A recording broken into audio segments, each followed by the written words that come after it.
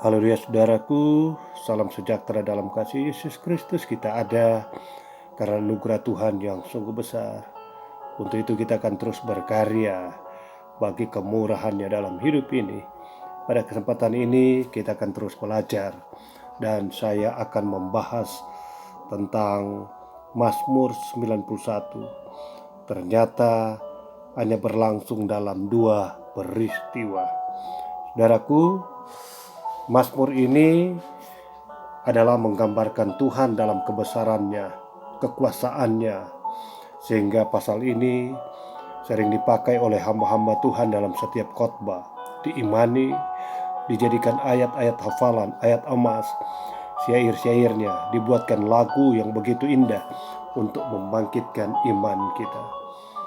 Namun kebenaran yang kita imani dari Mazmur ini akhir-akhir ini membuat kita bertanya-tanya, apakah ayat ini masih cukup aktual? Why? Mengapa? Corona adalah COVID-19 yang kita kenal, membuat kita tersentak. Dampak dari pandemi ini telah terjadi di kurang lebih 200 negara dunia dan telah berdampak pada krisis ekonomi yang luar biasa, ketakutan sosial yang sedang mengglobal. Dan lebih dari itu, kita sebagai orang percaya belum mendengar kesaksian-kesaksian dari mujizat-mujizat tentang pertolongan Tuhan.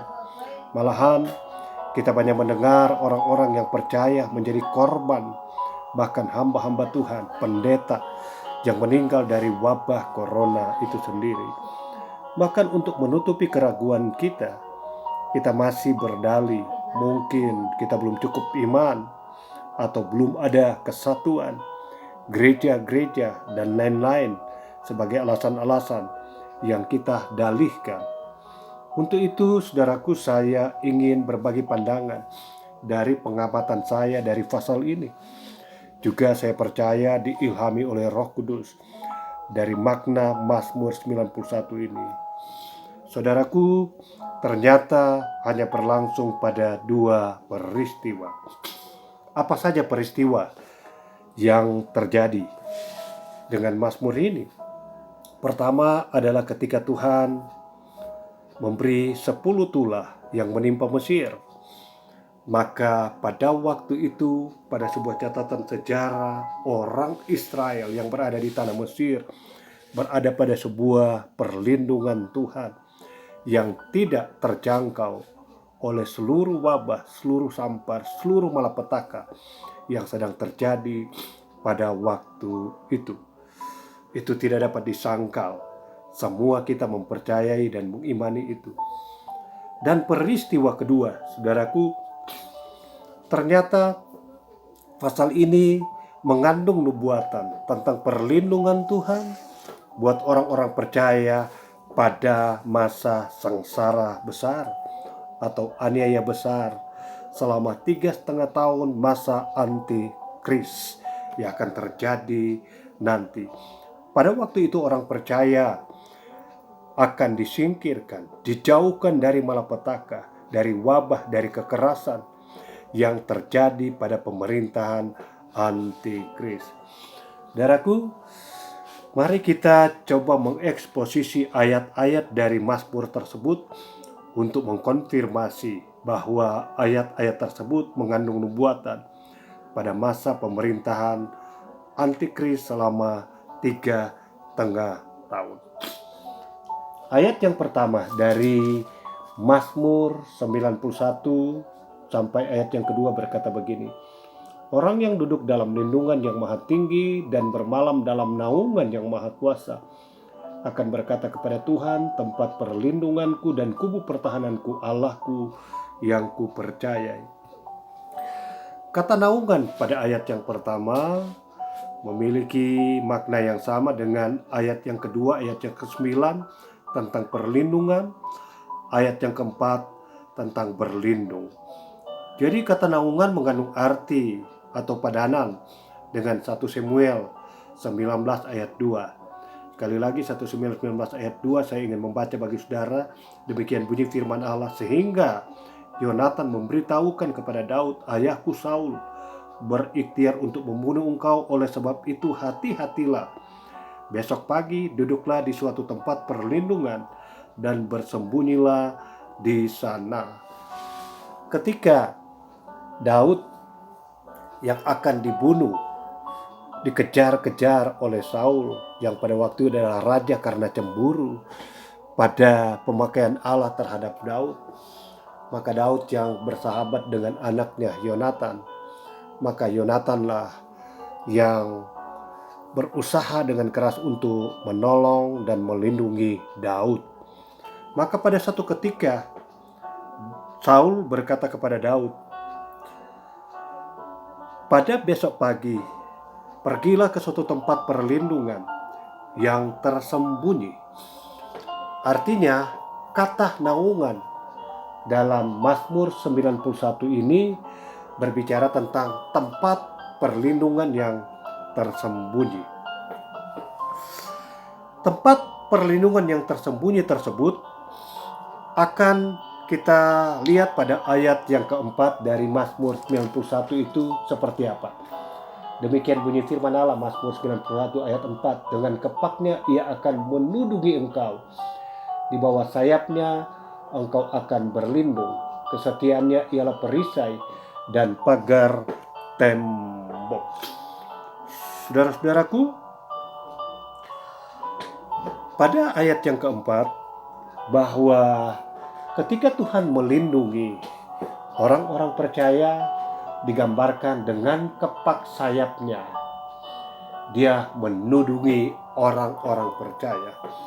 Itu adalah sebuah peristiwa yang pernah terjadi, yang dijelaskan dalam Keluaran pasal 19 ayat 4 berkata begini, kamu sendiri telah melihat apa yang kulakukan kepada orang Mesir, dan bagaimana aku telah mendukung kamu di atas sayap Raja Wali dan membawa kamu kepadaku. Pada peristiwa 10 tulah yang berlangsung di Mesir, firman Allah berkata, perlindungan Tuhan terhadap orang Israel digambarkan bagaikan Tuhan mendukung mereka di atas kepak sayap Raja Wali untuk membawa mereka jauh dari petaka dan mara bahaya dan wabah yang melanda Mesir.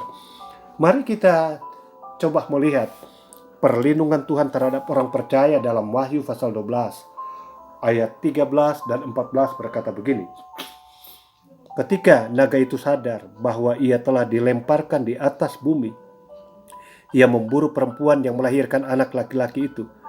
Kepada perempuan itu diberikan kedua sayap dari burung nasar yang besar, supaya ia terbang ke tempat di padang gurun di mana ia dipelihara jauh dari tempat ular itu selama 1 masa, 2 masa, setengah masa. Saudaraku, ayat ini adalah nubuatan tentang perlindungan Tuhan ketika masa pemerintahan antikris selama 1 masa, 2 masa, setengah masa, atau 3,5 tahun. Firman Allah berkata, ketika naga itu sadar bahwa ia telah dilemparkan di atas bumi, ia memburu perempuan yang melahirkan anak laki-laki itu. Perempuan itu adalah pengantin Kristus yang telah melahirkan anak laki-laki. Kepada perempuan itu diberikan kedua sayap dari burung nasar, supaya ia terbang ke tempat di padang gurun, ke tempat yang tersembunyi, ke tempat perlindungan, di mana dia bebas dari malapetaka.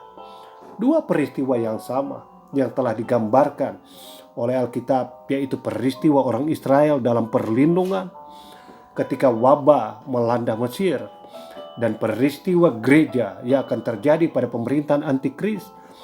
Maka kedua peristiwa itu dijelaskan dibawa ke tempat perlindungan yang tersembunyi dengan kedua sayap burung nasar, atau dalam Keluaran menggambarkan Raja Wali.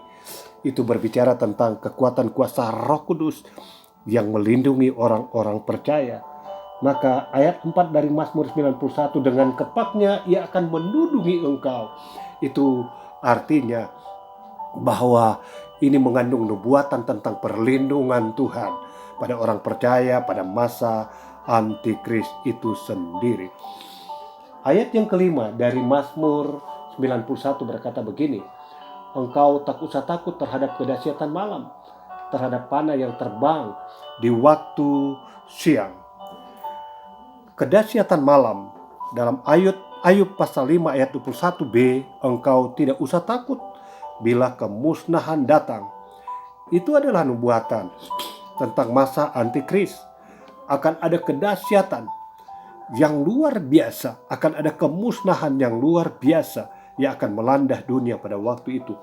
Ayat yang ke-6 berkata begini, terhadap penyakit sampar yang berjalan di dalam gelap, terhadap penyakit penular yang mengamuk di waktu petang. Penyakit sampar yang berjalan dalam gelap artinya tidak terlihat. Rupanya wabah yang kita alami sekarang ini adalah corona, ternyata adalah wabah yang tidak terlihat, sehingga dia berdampak di seluruh dunia. Begitu sulit sekali orang mendeteksi gejala-gejala dari wabah itu sendiri. Maka firman Allah berkata, terhadap panah yang terbang pada waktu siang. Ini adalah bahasa ungkapan tentang ancaman bahaya yang sudah tidak mengenal waktu. Itulah peristiwa yang menggambarkan situasi tentang keadaan pada masa pemerintahan antikris. Saudaraku, kita ke ayat yang ke-7 dan ke-8 berkata begini, walau 1.000 orang rebah di sisimu dan 10.000 di sebelah kananmu, tetapi itu tidak akan menimpamu. Engkau hanya menontonnya dengan matamu sendiri dan melihat pembalasan terhadap orang-orang fasik. Kapan pembalasan terjadi pada orang-orang fasik?